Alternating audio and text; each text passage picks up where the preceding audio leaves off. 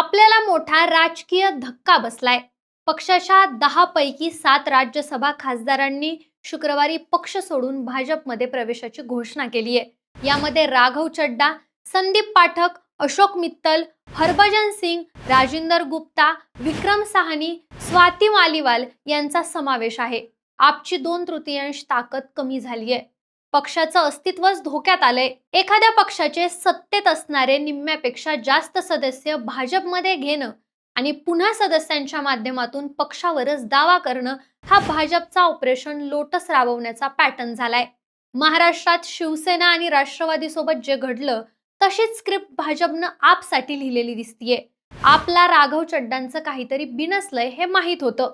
त्यांची भाजपशी जवळीक वाढतीये हेही माहीत होतं. पण तरीही पक्षातल्या महत्वाच्या नेत्याला जपणं बाजूला राहिलं. उलट आपने काही दिवसांपूर्वी राघव चड्डांची राज्यसभा उपनेते पदावरून हकालपट्टी केली. इकडे भाजपची स्क्रिप्ट तयार होती. चड्डांची नाराजी वाढत होती. त्यात आपनं त्यांचं पद काढून घेतलं आणि शेवटचा घाव बसला. त्याचाच फायदा भाजपनं घेतला आणि परिणामी आता आपचा खेळ भाजपनं बिघडवला अशा चर्चा आहेत. आपचा खेळ नेमका कसा बिघडला आणि या सगळ्यांची सुरुवात कशी झाली हे विस्तारानं बघूयात. नमस्कार, मी निशा हिंगे आणि तुम्ही पाहताय डिकोड मराठी. आता या सगळ्याची सुरुवात झाली 2024 मध्ये. राज्यसभा खासदार स्वाती मालीवाल यांनी दिल्लीचे तत्कालीन मुख्यमंत्री अरविंद केजरीवाल यांचा मदतनीस विभव कुमारवर गंभीर आरोप केले. विभव कुमारनं केजरीवाल यांच्या निवासस्थानीच स्वाती यांना मारहाण केल्याचे आरोप त्यांनी केले होते.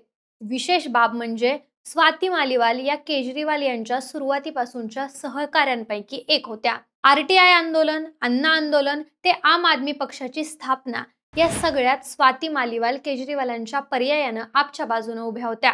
पण या घटनेनंतर स्वाती मालीवाल यांची साथ न देता केजरीवाल विभव कुमारच्या बाजूने उभे राहिले. त्याला वरचं पद दिलं, पण मालीवाल यांना मात्र उद्ध्वस्त करण्याच्या धमक्या मिळाल्या असं त्यांनी 24 एप्रिलला जी एक्स पोस्ट केली त्यात सांगितलं. याच पोस्टमध्ये त्यांनी आणखी काही खुलासे केलेत.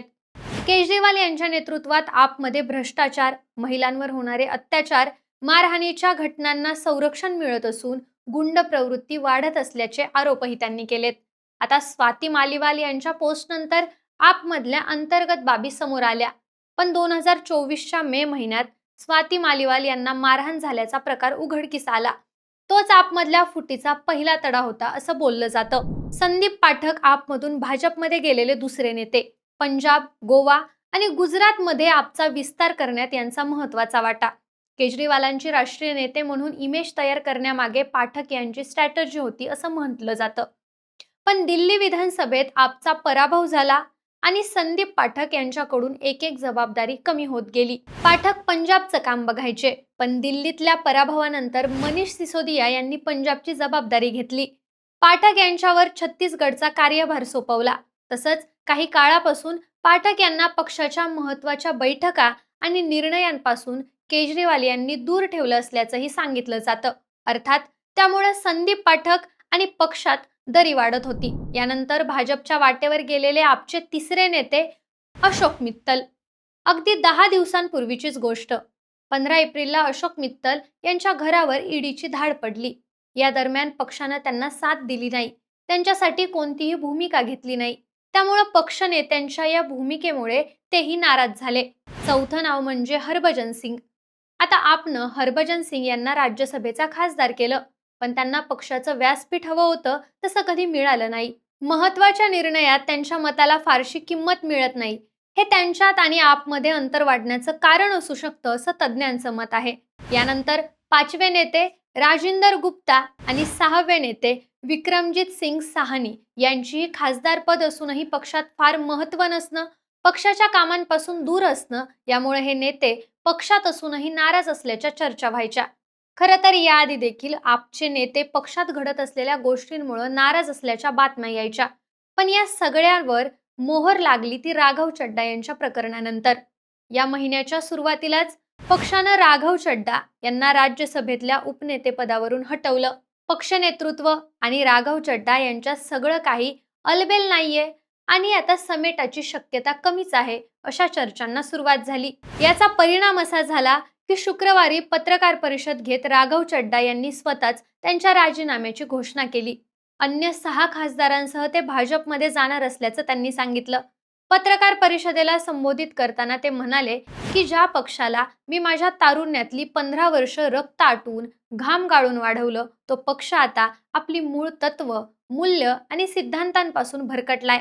हा पक्ष आता देशाच्या हितासाठी नाही, तर स्वतःच्या वैयक्तिक फायद्यासाठी काम करतो. गेल्या काही वर्षांपासून मला ही योग्य व्यक्ती असून चुकीच्या पक्षात आहे असं वाटत होतं. त्यामुळे हा निर्णय जाहीर करतोय, असं ते म्हणाले. राघव चड्डा आपचे संस्थापक सदस्य आहेत. त्यामुळे पक्ष सोडताना त्यांनी त्यांच्या मनातली खंतही बोलून दाखवली. माझ्या इतकं चांगलं या पक्षाला कुणी ओळखत नसेल.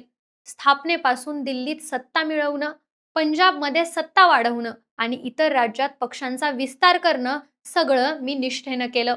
भ्रष्टाचार संपवण्याच्या हेतूनं या पक्षाची स्थापना करण्यात आली होती. पण आता हा पक्ष भ्रष्ट आणि तडजोड करणाऱ्यांच्या लोकांच्या हातात आहे, असं ते म्हणाले.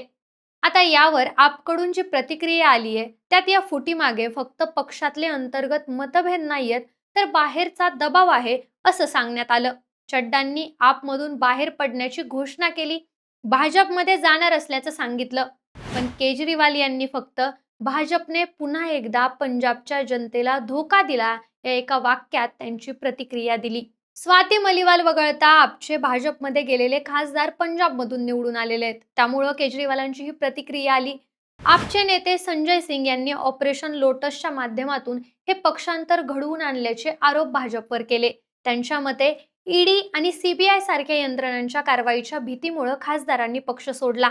आता राघव चड्डा, स्वाती मालिवाल यांच्या पक्षासोबत असलेले मतभेद उघड होते. त्यामुळे सगळं खापर भाजपवर फोडता येईल का हा प्रश्न पडतो. पण हरभजन सिंग, संदीप पाठक, राजिंदर गुप्ता, विक्रम साहनी यांनी कधी उघडपणे आपली नाराजी व्यक्त केली नव्हती. त्यात अशोक मित्तल यांनी ईडीची धाड पडल्यानंतर 10च दिवसात पक्षांतर केलं. त्यामुळे या सगळ्यात भाजपची भूमिका किती खोल होती हा देखील प्रश्न आहेच. आता वेळेनुसार सगळ्या गोष्टी उघड होत जातील. पण या फुटीमुळं आपची मात्र दुष्काळात 13वा महिना अशी परिस्थिती झाली आहे. कारण एकीकडे पक्ष अनेक राज्यातल्या आगामी विधानसभा निवडणुकांची तयारी करतोय. वेगानं वाढणारा राष्ट्रीय पक्ष म्हणून आपला ओळख मिळाली.